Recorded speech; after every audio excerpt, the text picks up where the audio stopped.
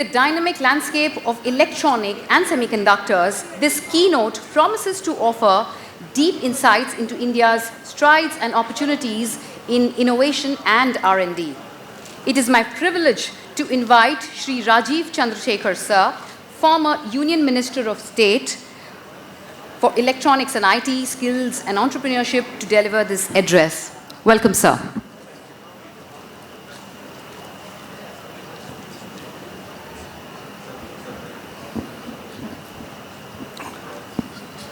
So, good morning again, and let me quickly share some of my thoughts in what is obviously a slightly thinned out audience, but I hope that does not reflect the interest in it or the lack of in what I'm going to speak, but let me speak anyway. I think this topic of beyond electronics manufacturing is important as we speak about technology today, as we talk about opportunities in the coming years. And so before I launch into it, let me give you a slight backdrop, and some of you may know this, some of you may not know this. In 2014, about 90 to 94% of all mobile phones, which is really the compute platform of choice today, were imported into India. So in 2014, the iPhones, the Samsung phones, and many other Chinese phones were imported into India. The biggest segment of electronics in India in terms of growth was the mobile phone category. And about 95% of those products were imported. If you fast forward to now, 10 years later, about 97% of the mobile phones consumed in India are made in India. Now, those 10 years tell you a story, and they tell you multiple stories. The first story, or the first aspect of change, was that pre-COVID, and somebody referred to the pre-COVID, before COVID era, electronics was the second most highly traded commodity in the world globally after energy and hydrocarbons. So if you look at global trade, there was energy, hydrocarbons, which many countries import, many countries export, and there was a $1.6 trillion electronics sector. 70 to 75% of that electronics sector was dominated by one country, and that country was China. So that was a landscape. So you had a scenario where electronics was growing, digitalization was growing, the screens and the footprint were reducing from the PC to the laptop to the mobile phone.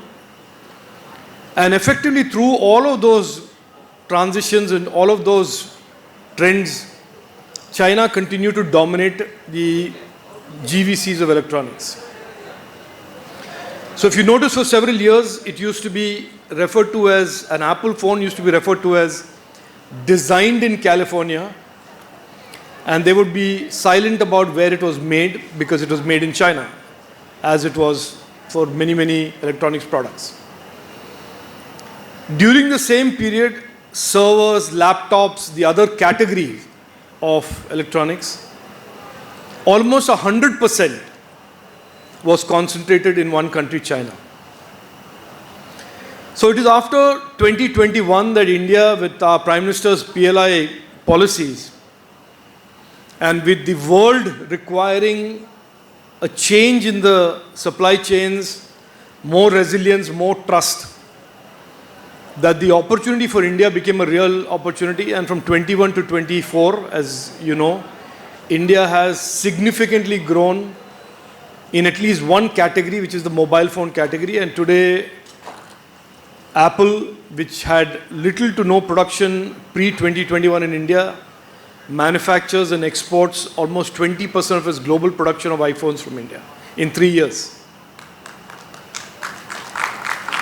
So while the electronics opportunity remains intact and is a significant opportunity for India and will continue to be, it employs lakhs of people.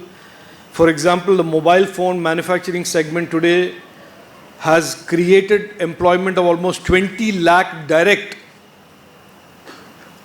employees in the last 4 years, 20 lakhs, of which almost 78% are women. So in many ways, it has been a win-win for India. The PLI investments that the government of India made has been repaid more than many times over because of the GST and the other revenues that the government gets in terms of these sales. And the electronics segment will continue with the new PLI that has been announced 1 year ago for servers and laptops. But having said that, and as I mentioned in my inaugural session, the world and the landscape of electronics is changing.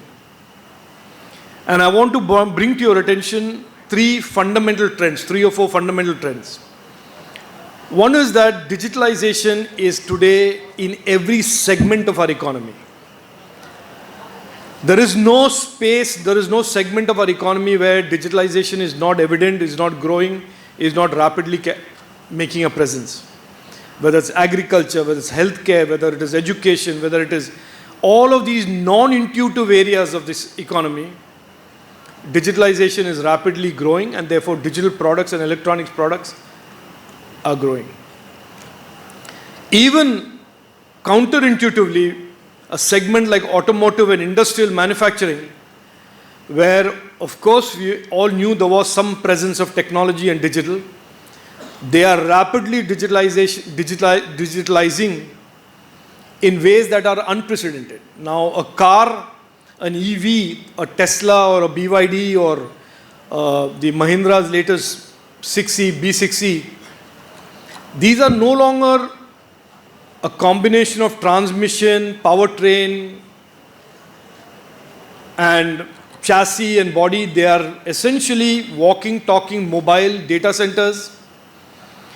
A Tesla, for example, today has more than 1,700 pieces of semiconductors in it. And so think of these vehicles more now in today's world as a data center on 4 wheels. So all of these changes are pointing to one direction and one direction alone, which is, like I said, these two trends.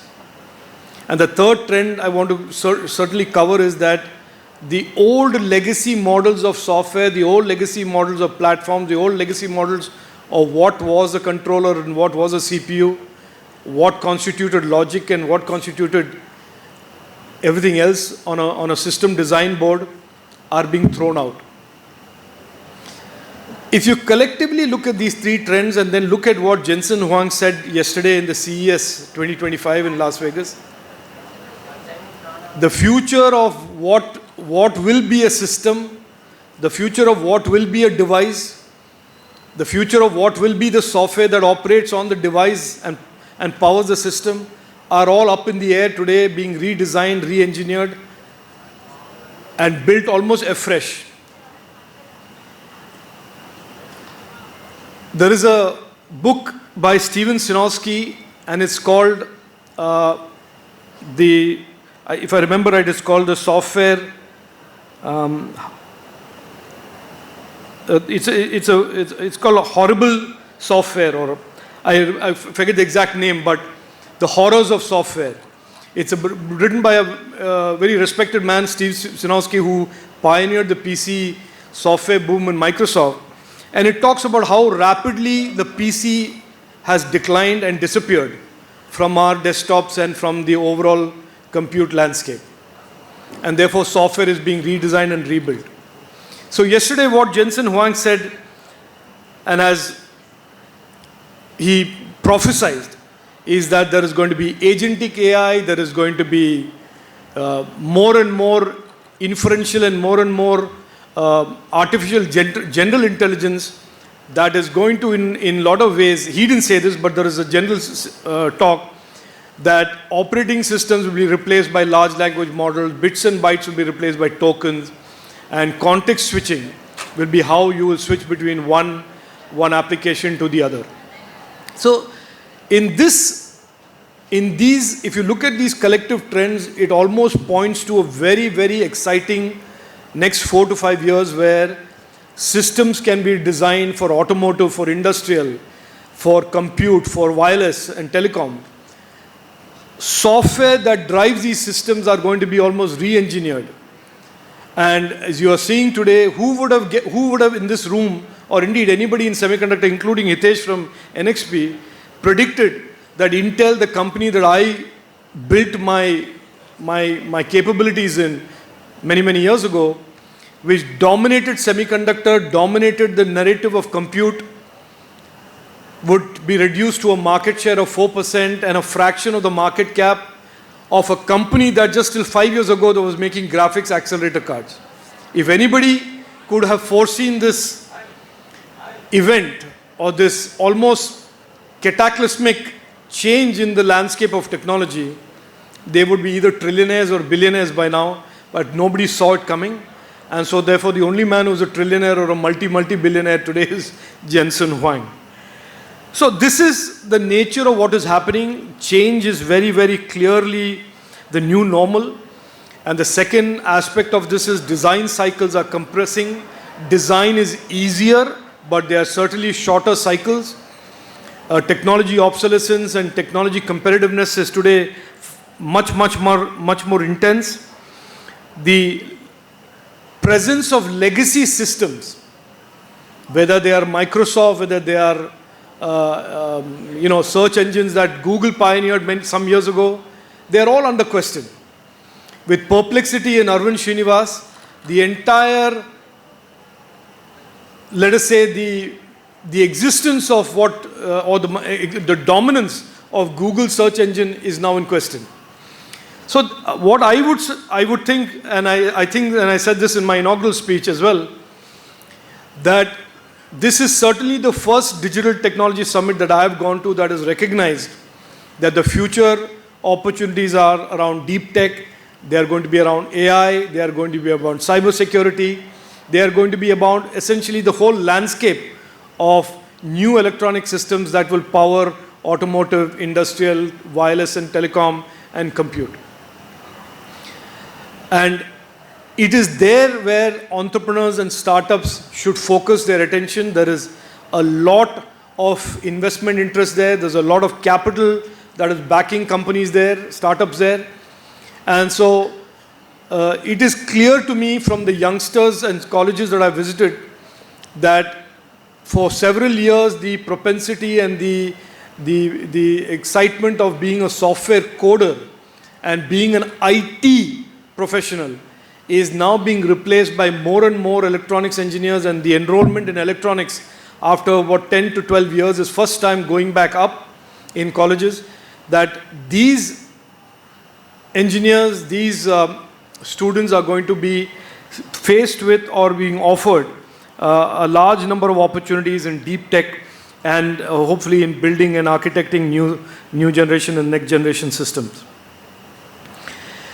I will quickly close and just point to the fact of what really the changes that are evident in our ecosystem. In 2021, our Prime Minister agreed to and supported what I believe was a very brave decision of agreeing to fund up to 76,000 crores to build India's semiconductor industry. For 74 years before that, India had absolutely no presence in semiconductors. And today, just 3 years after that decision, historic decision by our Prime Minister, India is today a growing presence on the semiconductor global value chains.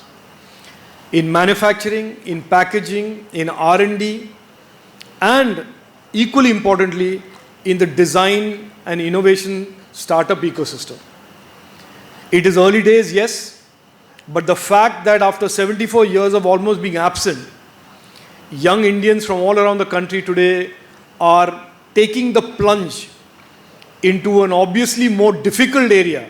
It is much easier to do a D2C startup. It is much easier to do a cab hailing startup or a food delivery startup. It requires a lot more skills and talent to build out semiconductor design startups or an AI startup. But increasingly, confidence and the momentum of young Indians going in that direction is very, very visible. And Prime Minister Narendra Modi ji's two big missions, semiconductor mission and AI mission, I believe will certainly catalyze the growth of India's footprint in global semiconductor and global AI. Let me end by one other point that I want to share with you. And I briefly mentioned it during my inaugural session. I want to make the absolutely confident claim that there is no tier 1, tier 2, tier 3 city anymore. What defines a tier 1 city is talent and ambitions. What defines a tier 3 city is the lack of talent and ambitions. So it's not a question of whether you have less population or more population, or you have a large international airport or a small international airport, or a large station or a small railway station, or you have a beautiful coastline or you don't have a coastline. Those don't define successful tech cities and successful tech hubs anymore. It is simply about talent and the opportunities that the talent has in that city that will define who's a tier 1 city and therefore who's a successful city and who's a tier 2 city and who's not a successful city. So to this audience who's from Vizag, if you've been told repeatedly over the last few years that you are a tier 2 city or a tier 3 city, I want to make it very clear to you that it is only your ambition and your talent that will determine whether you want to remain tier 2, tier 3, or you want to become a tier 1 city.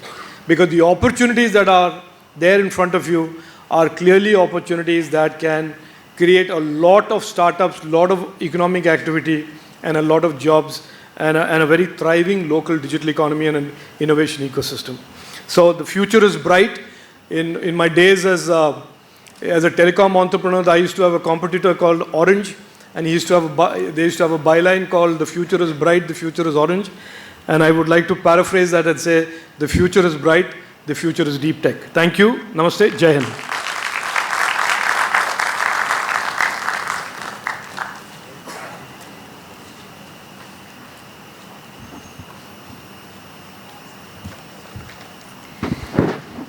Thank you, Shri Rajeev Chandrasekhar, sir, for an inspiring and thought-provoking keynote address.